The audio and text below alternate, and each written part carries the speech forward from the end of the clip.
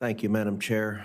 In just a moment, Chairwoman Homendy is going to play a short video simulation that the NTSB produced that includes the transcript of the cockpit voice recordings along with air traffic control transmission. And I will say right before this hearing began, the Chairwoman played for the members of this committee in the back conference room the video along with the audio of the cockpit voice transmissions. Under federal law, we're not allowed to play the actual voice transmissions publicly.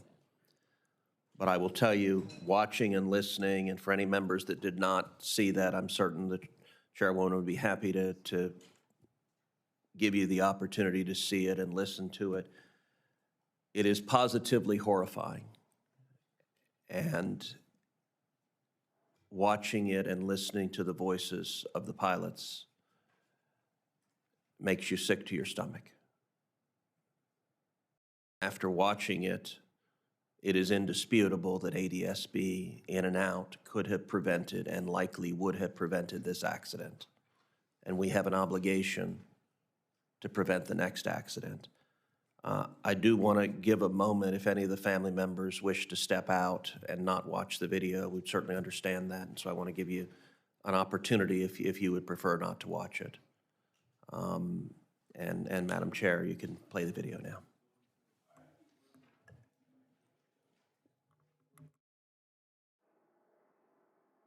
This animation presents a simulated view from the right seat of the helicopter. A dark gray structural mask generated from a three-dimensional laser scan of an exemplar aircraft is overlaid on the scene. A light gray mask depicts the mounting structure of the night vision goggles positioned for the instructor pilot looking straight ahead.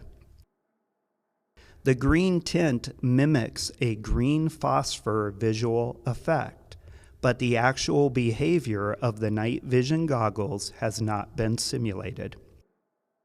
Crew communications transcribed from the cockpit voice recorder are shown as text at lower left. Audio recordings of air traffic control communications on the helicopter frequency are synchronized with the animation, with corresponding transcript text displayed in the center. Radio interference blocked some transmissions from the local controller and other helicopters. Transmissions that were blocked are indicated by striking through words in the transcript. A moving map depicting the locations of PAT 25 and Flight 5342 and synchronized with the view from the cockpit will be shown at lower right.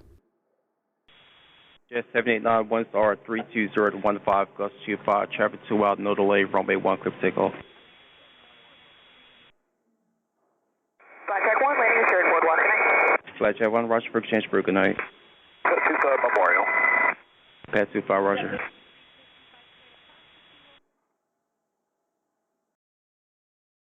American 3130 Washington Tower, 1 star 310 to 14, Gus 25, runway 1, clear to land.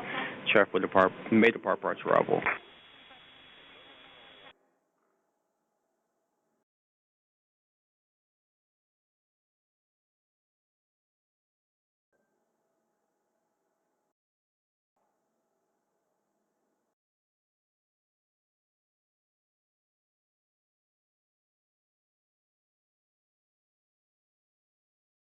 Jet 789, contact on Barge, good day.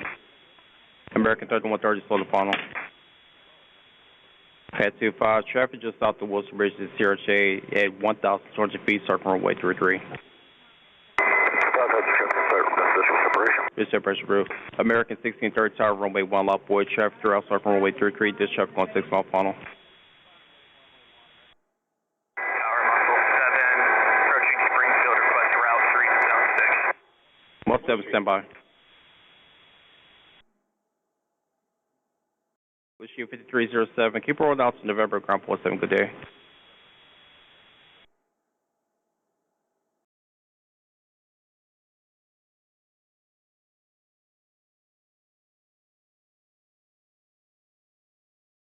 Tower, good evening. Air Care 1's with you. Single medevac. American 16, cleared to Windstar 32014, gust 25, traffic 2 mile left base runway 33, no delay, runway 1 clear for immediate takeoff. Muscle 70 request. And Muscle 7 request, route 3 to zone 6. Most of you say route 3 to zone 6. Hey, sir, Muscle 7 approved.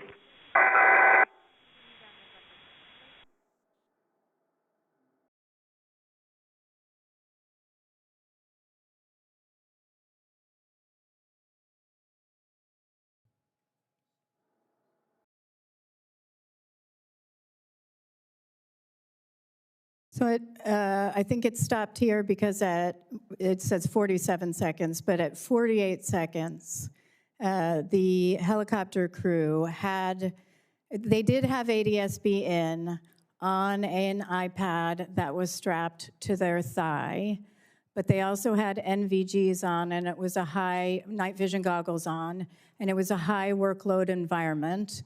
And so they didn't look down, you don't look down constantly in this airspace with NVGs on it would be very difficult.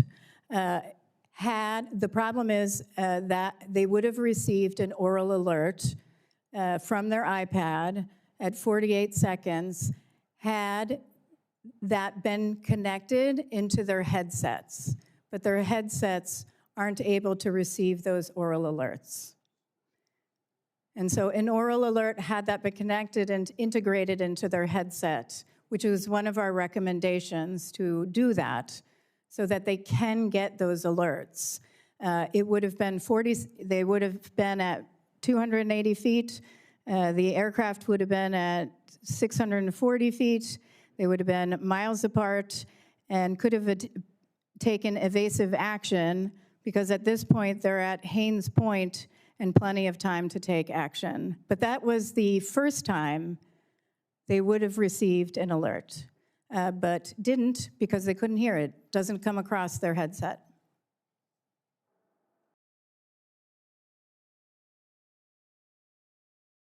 Tower, good evening. Air Care 1's with you. Single medevac helicopter 1,000 feet, 29901 on the altimeter.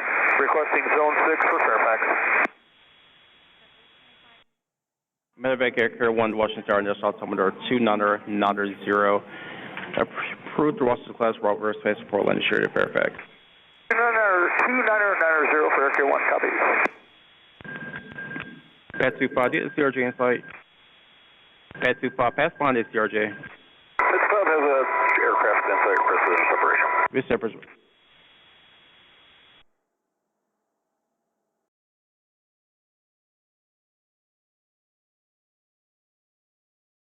American 472 Washington Tower, 1 star 32017.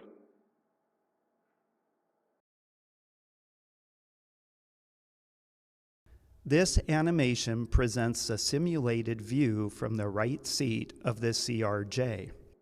A dark gray structural mask generated from a three-dimensional laser scan of an exemplar aircraft is overlaid on the scene. Crew communications transcribed from the cockpit voice recorder are shown as text at lower left.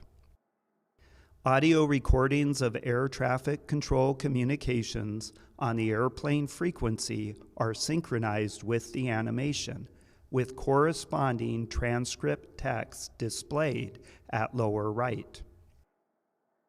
A moving map depicting the locations of both aircraft synchronized with the view from the cockpit is shown at upper left.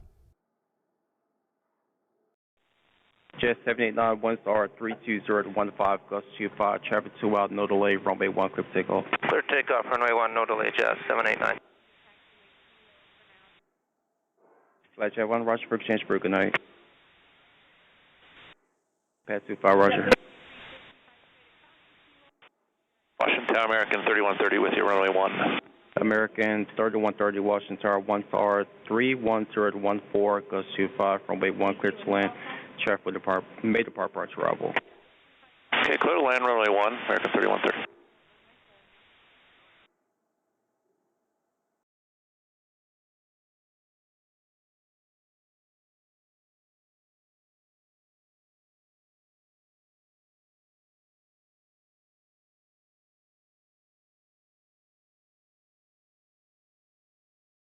Jet 789, concept on Parts, good day. Have a good day.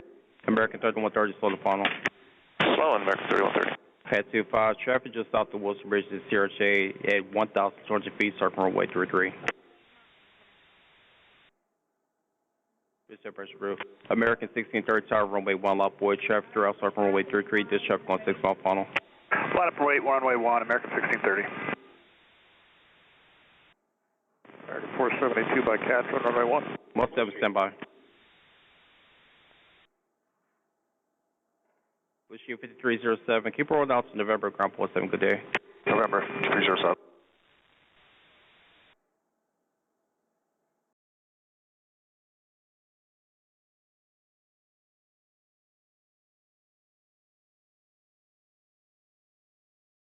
American 1630, wind star 32014, gust to 5, traffic 2 mile left base, runway 33, no delay, runway 1 clear for immediate takeoff. Number 1, clear for takeoff, American 1630. Muscle 70 request. At 59 seconds, this is where Flight 5342, had they had ADSB in, would have gotten their first alert. That would have been their first alert had there been ADSB in. And I know there's been statements made, but the helicopter wasn't transmitting ADSB out. Even if this aircraft had ADSB in, it wouldn't have mattered. Because at DCA, you have something called TSB.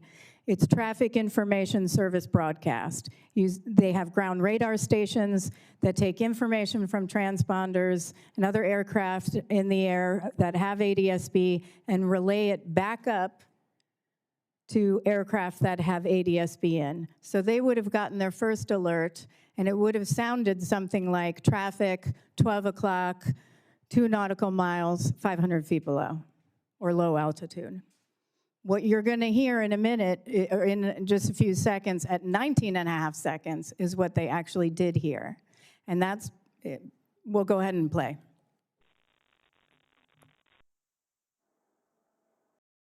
Most of you said route through to zone 6. Most 7 approved.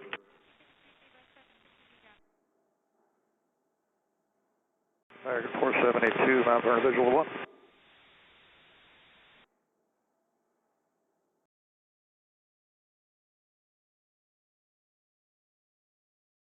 Medevac Air Carrier 1 to Washington Tower, National Altimeter 290.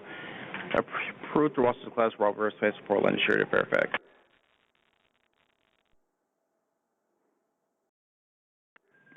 Pad 25, do you have the CRJ in sight? Pad 25, pass bond is CRJ. Mr. President.